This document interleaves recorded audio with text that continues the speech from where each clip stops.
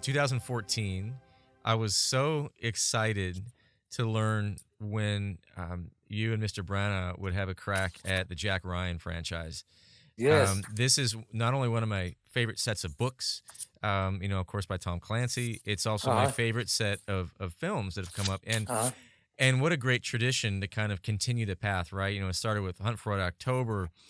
What an amazing film, and so we've got now a tradition, not too dissimilar from Potter, where there were a number of various composers involved in the Yeah. franchise. We had Paul Adoris, and then we had James Horner for two films, and Jerry Goldsmith for the Sum of All Fears, and now we get finally Patrick Doyle and Jack Ryan, Shadow Yeah. Recruit, Yeah. and I really appreciate the collaboration on this one between you and your director, Mr. Branagh, because this was my reaction to it, that it gave you an opportunity to kind of play with some otherwise fun, modern, kind of synthetic sounds to Yeah. be connected to the acoustical sound and not to replace, not in lieu of, Uh-huh. but in addition to a new set of timbres and complements, and it was really quite Yeah. fun. So this scene, this love scene, so to speak, Uh-huh. Kathy, uh, it was just she's so worried that Jack is involved with perhaps another woman, and she doesn't yet Uh-huh. yet know that he's in the CIA, and Yeah. they're in a Moscow hotel room here, and let's kind of see and listen to Okay. how this was played. You have to say something. Well, maybe it's awful or hurtful or shameful. I don't know, but you have to talk to me. You can't let me think that I'm crazy anymore. Because now I know that I'm not. Just talk to me. Will you meet me halfway?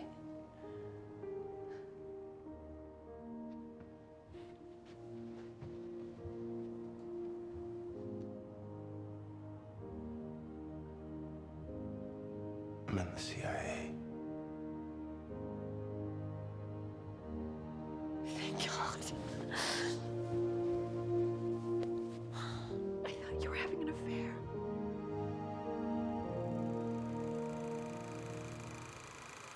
And if I had a nickel for every time I heard "Thank God" after being told you're in the CIA, you know, it's like, um, a bit of brevity. But again, another beautiful scene. And as a fan of your music and a true appreciation for what you've done over the years, I am continually drawn to the emotion that you pull out of a film. And again, another beautiful scene. It's a little funny and a little absurd at the same time, Yeah. but it's played rather beautifully. What was it like, this scene? What was it like taking on the Jack Ryan franchise? Help us understand some of this. I love Well, this.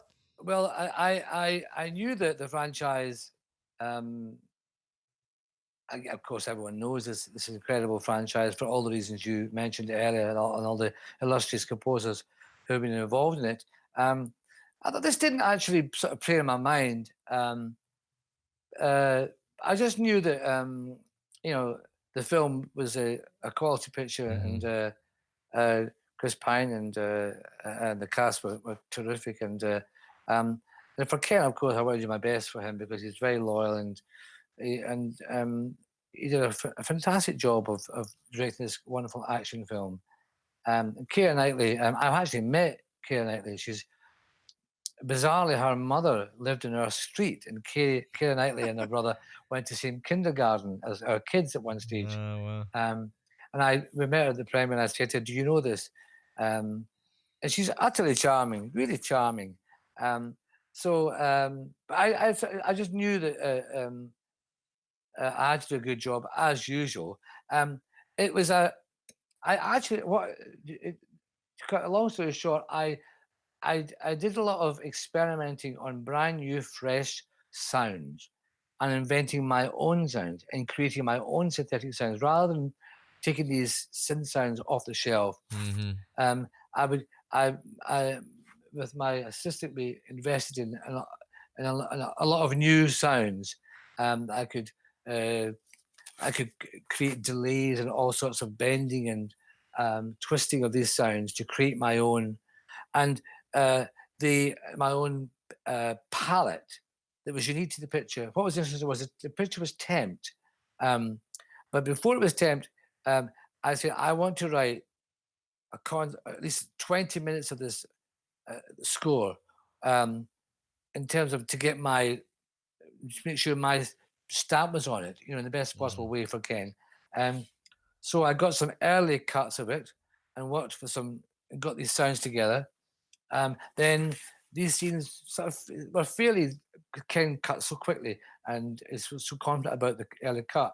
And these scenes stayed more or less as they were. It's a scene where Jack Ryan's up in the roof and there's a murder that took place below and the guy tries to kill him and there's this scene in the bath. Anyway, he's up in the pacing about the roof and he's in a terrible state and he's completely paranoid, and this sense of paranoia I wanted to internalize this thumping heart, this beating heart, this terrible gut feeling, this every man caught in this really, really treacherous situation. He's completely out of his depth, and how's he going to survive?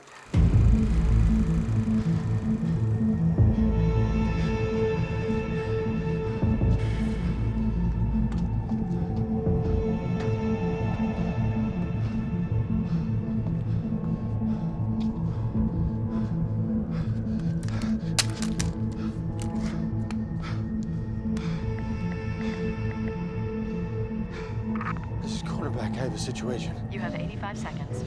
I need help. Category. Somebody tried to kill me. There's a body. Are you intact? Close enough. So the temp music on either side of this was completed, and then it was shown at one point to the executives. And a note came back saying, it's always that certain nervous thing when the composer and the director hand off the film, and then the other executives they give their opinion on it. And word came back that it said, between there and there, they loved that music. That's the music they loved the best. They knew it was temporary music. And that was the best temporary music they loved. In fact, that was the section that I wrote that was fresh. The rest of it was temp music, and so I'd sort of really sort of I'd sort of had grabbed my corner and created my stamp on the picture, and that allowed, and that's what I can recommend to composers, Yeah. that they get in as early as possible to dispel the temp love. But Yeah. it was wonderful to play with all these different rhythms and different cuts and fast pacing, and play about allowing it. There was a tremendous amount of work went into that score. Not that I don't normally do that anyway, but and that was a tricky love scene. That simple the most difficult things to write are a simple melody. Mm. A simple melody is hard to write. I mean, that tune, dee, dee, da, do, do, do, da, ya, da, dee, do, da, do, then it goes down again. So again, that could be a little song there. But this rising seven, da, ya, da, that rising figure is a sort of yearning thing. And it sort of lands. There's a relief in it. Yeah. It's tender, and there's resolution. Oh, it's all good. It's fine. I got it all wrong, and I adore him, and he adores me, and Yeah. it's not modeling, and it's not over sentimental. It's just warm, and hopefully it's two people who, wow, we really are a partnership. He's been trying to protect me and protect himself, and oh my God, so we're now in this together, and it's going to be exciting and fun and frightening and everything Yeah. else. And this melody, hopefully, it's to say, no, no, no, no, no. What's there is absolutely solid as a rock. There's a lot more going on. So hopefully but that was tricky getting that little Yeah. theme there. It's Um, I, It may not seem like that, but no, and I these don't things know. are, But that's that bifurcation in the scene, right? Where there's this great tension between the two of them. And I just love how it's resolved. I'm in the CIA. From here on out, it's gonna be clear sailing. that's know? right. It's like, wow, you thought you'd come over here for what would be, a sort of not a simple thing, but a sort of black and white, is there something else going on while you've been sucked into something? But to be relieved at the CIA and Yeah. something like that is Yes. actually a wonderful. It just shows you this the depth of love and feeling and Yeah. commitment and expectation that something like being in the CIA is, oh, whatever, is that all? Yeah. Well, actually, the Yeah. but then of course then they start reality sets in. But at that very moment, because people do live for the moment so often. And of course, as fans of the franchise, we know that in that moment of the Jack Ryan lore, that there's a whole lot of adventure coming up. In their Oh in yeah, the next 20 years or so oh of their yeah, life together. oh It's a yeah. lot of fun. Let's take a look at one last scene. Let's end with a big beautiful smile, Uh-huh. um, centered around a big beautiful dress. Uh-huh. Oh yes. This beautiful royal ball scene where Yeah, Cinderella's yeah. coming down the staircase from 2015, of course, the film Cinderella. Uh-huh. And what a beautiful score and another fresh take on an Yeah, otherwise very well-known story in our culture. yeah, yeah. And I just love the grandeur here in this scene. The melody's so beautiful and it's Uh-huh. just shot so beautifully. The colors, the sounds, the everything. And here we are.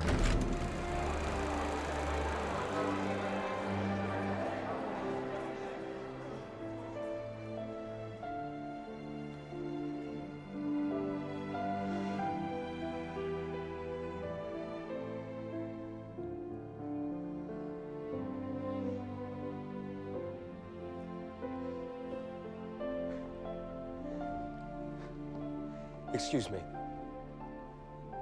1,000 apologies, Your Royal Highness. I don't know what happened.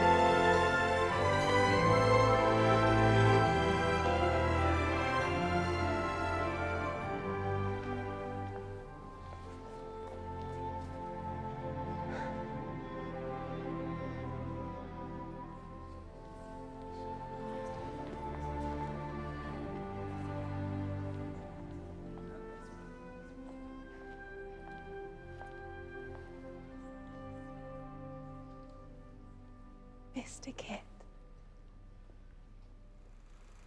It's you. It's you. And I love how when we get to the bottom of the staircase, the English horn takes over, and then this beautiful Right, duet yes. between oboe and French horn.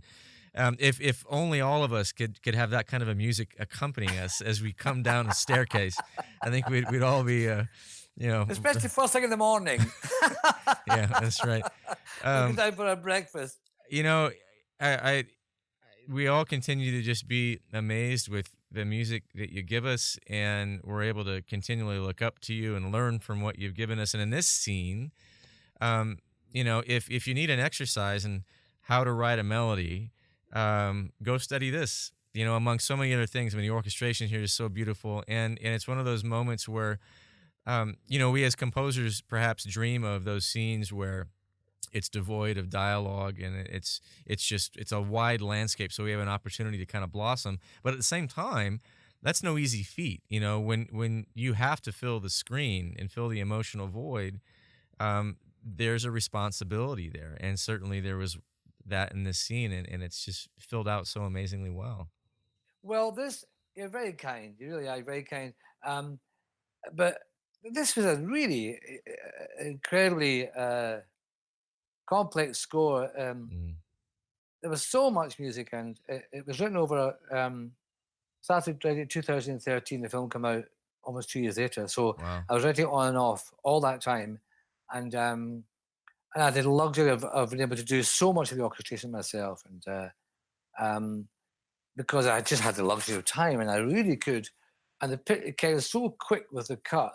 The visual effects took a long time, so the cut was there, so I had the shape of it so early on. A great performances. She is magnificent, and if you don't get the right actors playing those, every part, never mind the leading parts, Yeah. you're lost. The story is so iconic, and everyone, as Ken says, every country has their own Cinderella Sure. um, sort of culture, and everybody owns it. Every country owns it as their own. Um, but this particular, this is everything, as Ken says, everything leads up to and the ball, and everything after the ball. But the ball is the absolute top of the pyramid. That's the apex of the story. And of course, the moment where she comes down that stair, he sees her in the dress and they dance. So, but what was wonderful about it was um, that the waltz itself. Um, I'd, I I read the script and I talked a long time with Ken, um, and he's so specific and so clear and so concise and so eloquent in his description of the characterizations. And he took that story and he treated that story, and rightly so, because it's an ancient story from it's 2,000 years old. That story, and it's a Greek story, um, and that's why it's lasted. It's a great story. It's about family. It's about abandonment. It's about orphans. It's about bad, horrible Yeah. siblings. Um, it's about an unwanted child, sibling rivalry, romance, um, and in the end, and requited love at the end. It's got this was incredible sort of wonderful sort of positive ending, but not before the person goes through hell and back.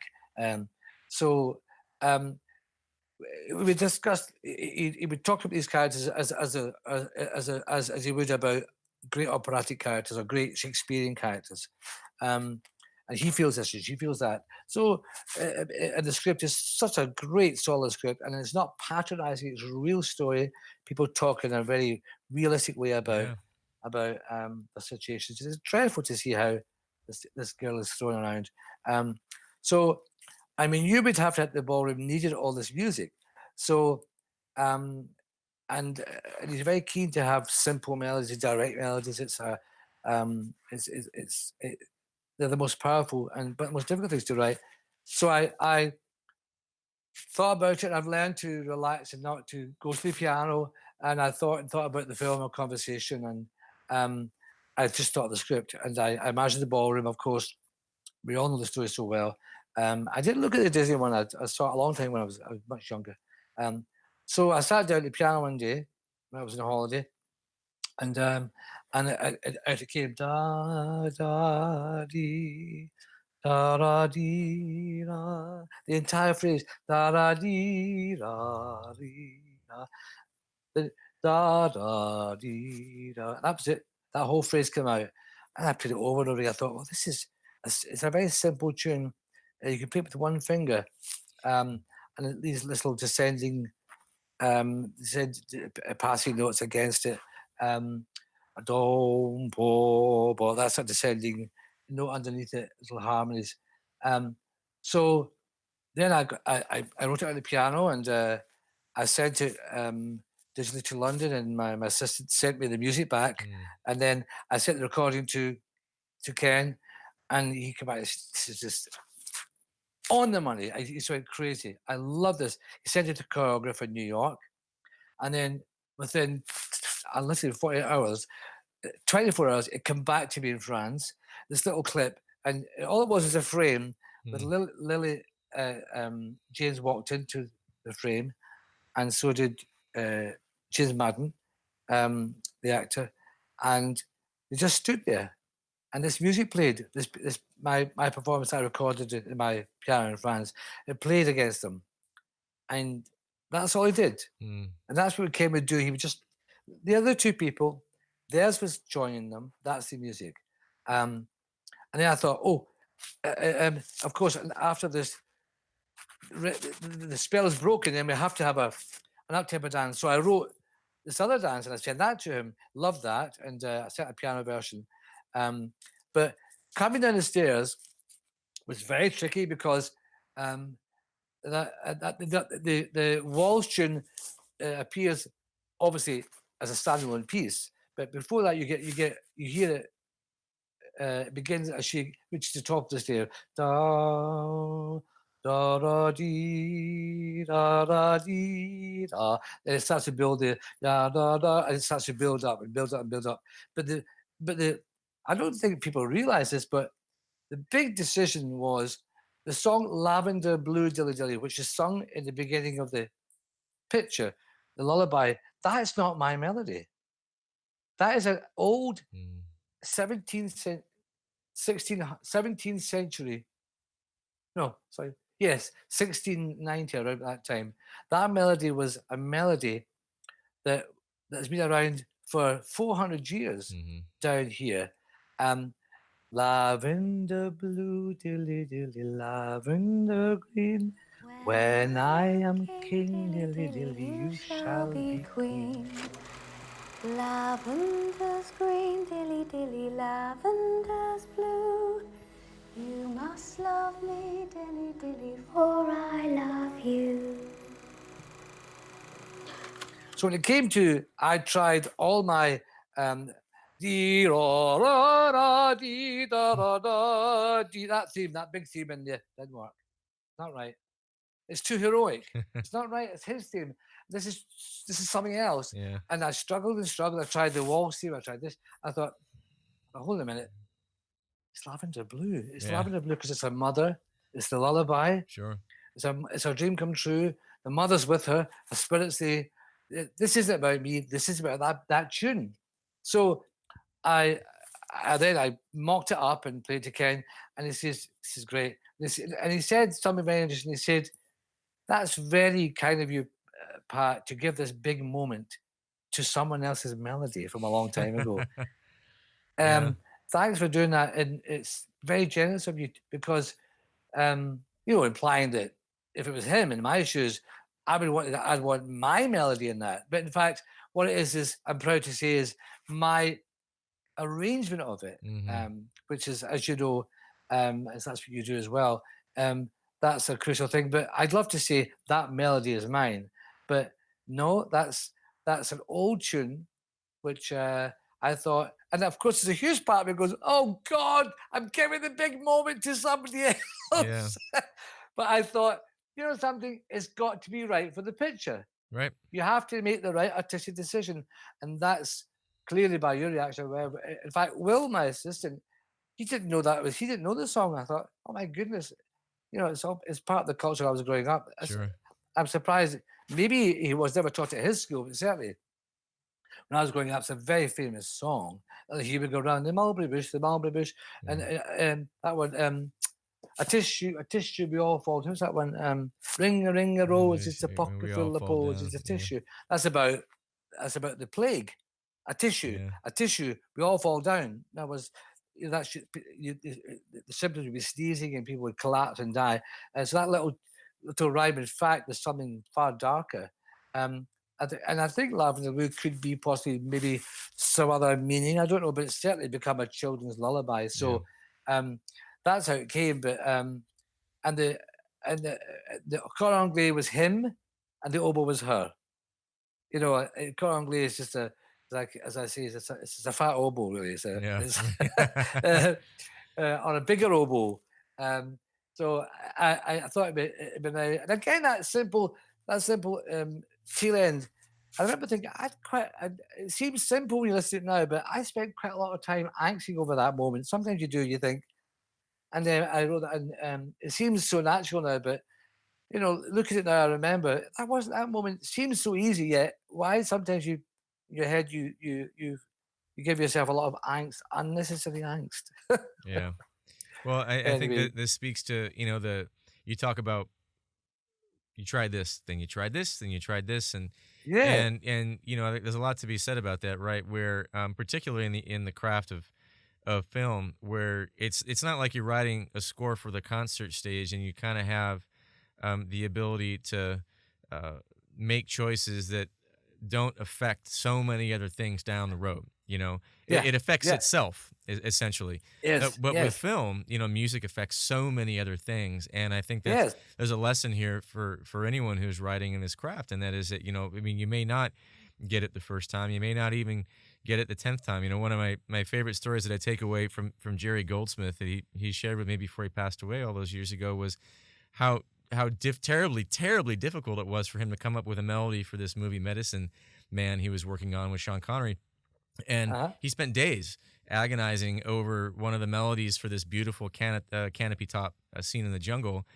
And Mhm. after I think 3 or 4 days, he finally arrived at the very first thing he ever wrote. Of But course. but he had to go through the experience of just this doesn't work, this doesn't work, this doesn't work. Yeah, yeah. And so what you're describing, I think, is an important thing to embrace and be okay with. And also when you do that, and then you're asked by a director, he or she, how, then you can honestly say, well, I tried this, I tried that, I tried Mhm. this, and you can almost play them the other versions, and they see the work process, and they see, that does work. Yeah. Um, so you're right. You sometimes you have to go around the houses, and you Yeah. have to trust the universe. And but if you put in the work and the study Right. and really look at the picture, Brian De Palma, it seems basic, but he said, "Patrick, you're not looking at my picture. You're not studying my picture enough," and he was right. And it was an insult to him and myself. So he sort of taught me really to immerse yourself in a film, because there Hmm. are things which the director do that are not immediately apparent the first, second, or third time you see it. Right. Um, Especially a film like Carlito's Way, it is full of nuance, um, and so nuanced, and you've got to. And he made me scrutinize every frame, and every frame's a masterpiece. So, and when you find those, it's a cliche. When you dig for those nuggets and find them, it's apparent to everyone watching that you've done your homework, Right. and it's very gratifying for them, and especially for yourself. Um, but and you forget the pain. Thank God you forget the pain. You remember it happening, but you forget the pain. Right. It ain't easy, and it doesn't get any easier. You become less troubled by it, Right. but and through experience something will come up. It always does, because you're going to, as usual, put in the work Right. that's required. It Right. doesn't happen easily.